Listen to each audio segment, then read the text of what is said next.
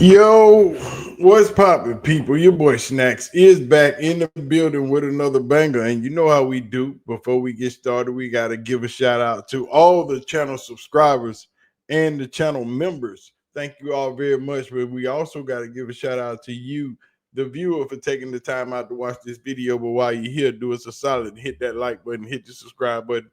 And right below you, go ahead and hit that little star and hype your boy up. You know what I'm saying? But y'all already know how this goes. We are not doing a video without giving a shout out to our beautiful ladies of the CU Aunties. Big shout out to the CU Aunties. We appreciate you ladies very much. Thank you for everything you do, all the support, all the love you show. You know what I'm saying? We appreciate all of it. It's that time. It's that week. Shedeur has been announced as the starter versus the Las Vegas Raiders on Sunday, but that's not why we're here. We still gonna go back a little bit. We're gonna bring up a little bit of past action. See, because all of this with Shedeur and people fussing about him not getting reps with the ones, him not being able to run practices and do things of that nature. This is not new to us, the people that cover Shedeur, that follow the Browns, that do all the things concerning Shedeur Sanders and the Browns. It's new to you. It's new to a lot of people. And a lot of people don't understand what we were talking about. And now we see a whole lot of people on a whole lot of different platforms saying the same things that we have been saying since Shedeur has been in the building. But let's talk about it.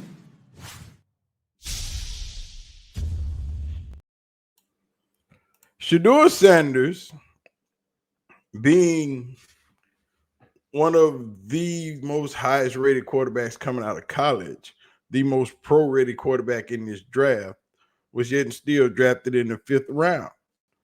Kevin Stefanski has put all his trust into Dylan Gabriel.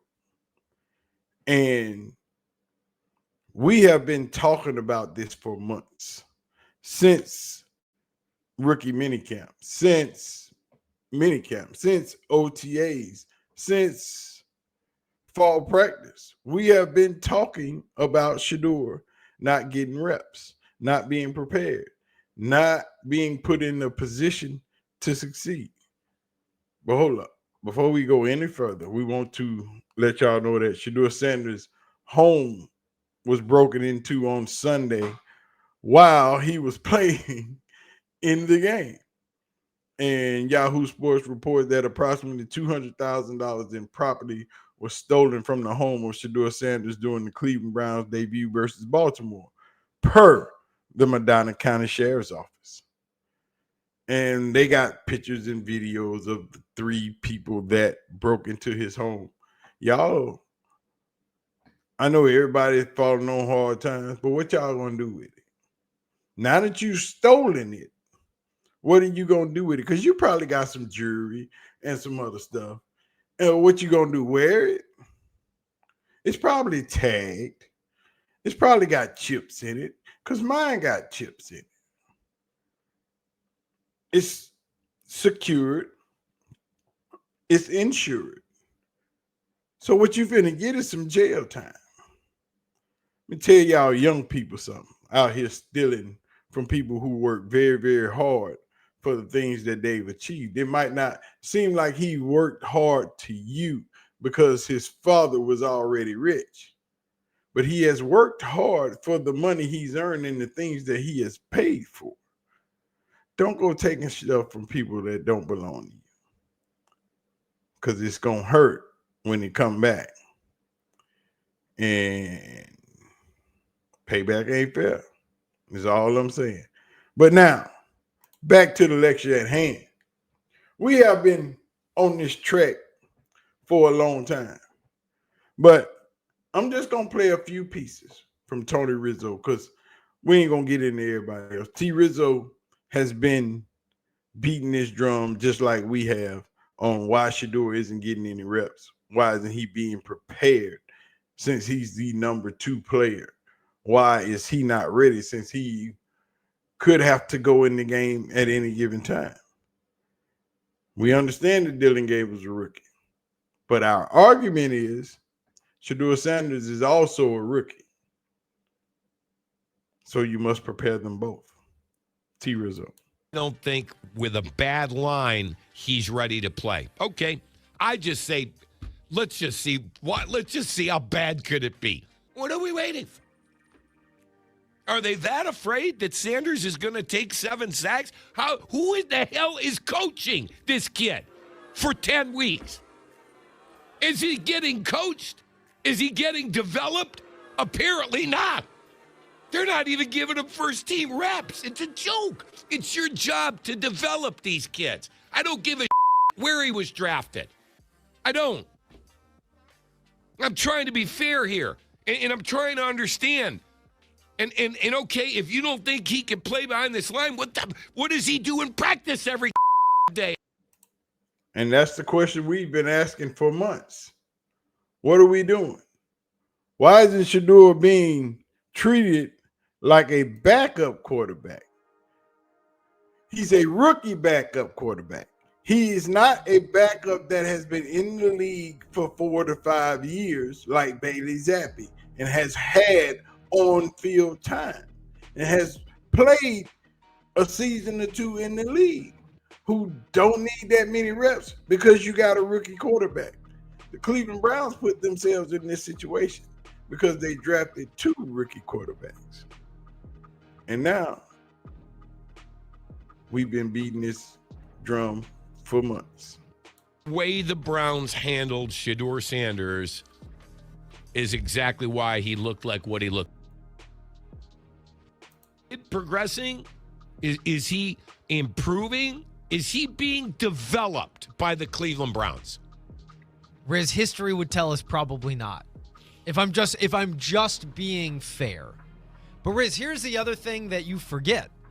Next year at this time, we're gonna have a first-round draft pick on our roster at the quarterback position. I told you if it were me, if I was Deion, or if I had some sort of influence on, I'd tell him, you know what, trade me this out. Let me go somewhere where I can have a chance to play.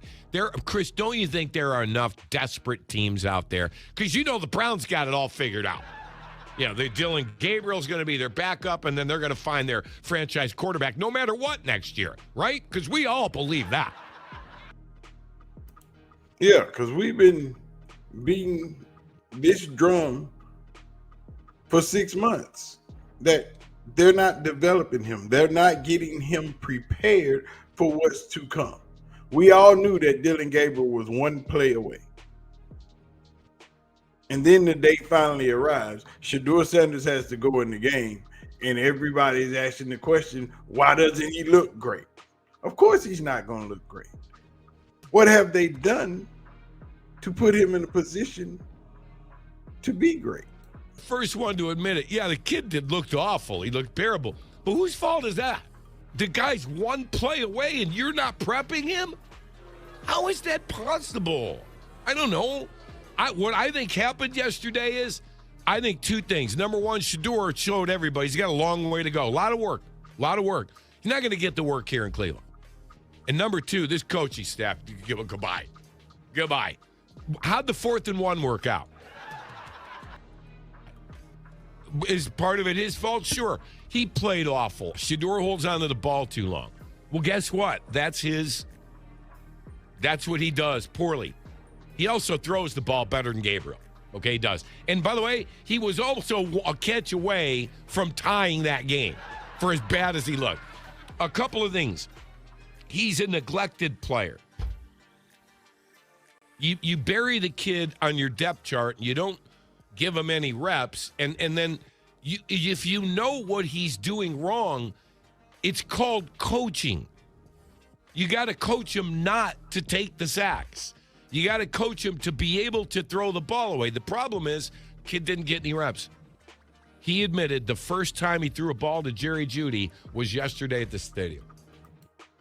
And that's a shame for a rookie quarterback to say that after he was thrust into a winnable football game where he was ill prepared or hadn't been playing with the people that were on the field is purely on the head coach, on the offensive coordinator, on the quarterback's coach. But everybody's up in arms. We've been up in arms about this for months. The local media is now starting to come around. They are starting to understand what all of us have been saying. The Shedeurians, the people who they claim that have ridden the horse for Shedeur only because we just want Shedeur to play. We haven't been crying for Shedeur to play. We've been beating the drum for shedeursanders to get reps, to be developed, because all they keep saying is he's a development project. Well, where is the development? As your number 2 quarterback, how do you expect him to go into the game and win if you haven't prepared? Stop. Every team in the NFL has a veteran there that's sitting as a backup or as a starter. We're the only team in the NFL with 2 rookies. Now. Well, and it's been done before. Yeah, but it doesn't. I mean, I'm looking at the league now, and everyone that's coming out and saying, well, this is the way it is. This is the way it is that rookies or second teamers don't get any reps with the first team. All right, I understand that, and I would be comfortable if we didn't have 2 rookies. When they made the decision to make him the backup quarterback as a rookie, they put themselves in an awful position to be the only team in the league to have a guy backing up that had 0 snaps going into this thing. That's the problem. You got 2 guys, first start, they had 0 snaps, whether it was Gabriel or it was Sanders. And when they made him the number 2 active quarterback on game day, they did not set him up for success by not working with the first team offense. I'm sorry. We can sit here and talk about how the fact that Gabriel needed reps because he's a rookie, I get it, but you knew you were 1 play away. And it's only one person's fault. It's his, Kevin Stefanski, because he was in charge. He is the CEO of the Cleveland Browns. It's his organization to run. They are his players. And he is supposed to put them in the best position to succeed. That's why it is complete negligence the way Kevin Stefanski has taken over and done this whole quarterback situation. Even Mary Kay Cabot, Kevin Stefanski's biggest supporter, biggest mouthpiece, says the same thing. The Browns are sitting around now going, maybe we should have got Shedeur a little bit of work with the first team going. I think once they made the decision, and I understand that the league kind of says, hey, your starters get all the reps in practice and backups are backups for a reason. I get that. But the Browns are in the unique spot of being the only team in the NFL with 2 rookies in this situation. Do you think that if they could go back and do this again, they would have? Or do you think that they're like, oh, well, we knew this was a possibility when we made him the number 2 quarterback? Well, I certainly think they should have. I 100% think that they should have, because it is a unique situation. Most backup quarterbacks have played some football before in their career. Most backup quarterbacks aren't backing up another rookie. I do understand that most backups don't get any reps, and if they do get any, it's a couple here and there, a handful. Even a handful during the week would have been helpful for Shedeur if you are making him your backup quarterback. If not, then don't make him your backup quarterback. I wrote a column a while back saying that perhaps he would be best served by not being QB2, just for this very reason, because he wasn't probably going to get the reps. And most of all, he wasn't going to have a game plan designed for his skill set once he got out there. So if and when you were going to make him QB2, then I think 100% you needed him to take a few snaps from Ethan Posich, to throw the ball to Jerry Jeudy, to let the linemen hear your cadence, to have a feel for it, to have some kind of a feel for how these receivers move and run their routes and those kinds of things. So I do think they were remiss in not getting him any first-team reps. Going to manipulate this quarterback competition. Have they done it so far? Yeah. Have they done it so far? Yeah, they have. How? Not letting my guy take reps with the ones, bringing him along slowly. Okay, there are people who believe he's got to learn the playbook or he can't handle the huddle. I think that's garbage. Okay, I do. Whatever reason, it's a slow burn with Shedeur. Okay, fine. Listen, they've got Flacco, who's loved here, Kenny Pickett, their golden boy, and Dylan Gabriel, who they drafted in the 3rd round. I get it. Do I like it? No, but I get it. So I'm looking at those 3 guys and then a whole separate competition with Shedeur to see if they can get him ready to start the second half of the season. The plan is flawed. You know what they're doing in New York, Chris? They're getting Jackson Dart ready to start. You know what they're doing in Tennessee, Chris? They're getting Cam Ward ready to start. Shedeur is an afterthought. A young quarterback needs the team to commit to him with everything. The offense, the coaching, the players around him.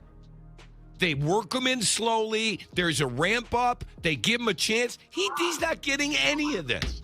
He's got to claw his way through 3 guys before he gets that chance. How the hell is he going to do this? Are the Browns committed to Shedeursanders? No. Doesn't look that way. Are they committed to Dylan Gabriel? No. Couple of draft picks, throw stuff against the wall, see what fit. Folks, that's not how to cultivate a young quarterback with confidence and get him ready to play. Shedeursanders not gotten on the field. I want everybody's opinion on this. I cannot, for the life of me, figure out what's going on. Something's going on. So, gals, something's going on. I don't know what. I'm not privy to it. If I knew, I would tell you. That's one thing we do on this show. I find stuff out. Sometimes it's right, sometimes, but I'm telling you what I'm hearing. I'm not hearing anything. I'm hearing a bunch of stuff that I don't want to believe, but I don't know what's legit or not. So I'm gonna tell you that I honestly don't know what's going on, and I just want to feel today. I want to know what you all feel about this. All I'm saying is, we've been doing this for months. Welcome back, everybody. Welcome to the world that we've been sitting in since Shedeur was drafted. The question is, what happens now? Shedeur starts on Sunday. So will he get all of the reps this week? Or will they try to get something to make this happen? That is the question. Y'all tell me. Y'all beat it up down in the comment section. Let me know what y'all think. All I know is we've been on this track for months. We've been screaming from the rooftops that Shedeur is not going to be ready whenever they threw him into a game when Dylan Gabriel got hurt, because we knew it was coming. Because Dylan Gabriel has been getting hurt his entire career. But hey, we don't get paid to coach football. We just make YouTube videos. Kevin Stefanski. You about to lose your job. Y'all let me know, man. Do what y'all do. Light that comment section up. Hit the like button. Hit the subscribe button. Don't forget to turn your post notification bell on. Hit that star down there and hype your boy up. I'm going to holler at y'all. I'm out of here. Peace out.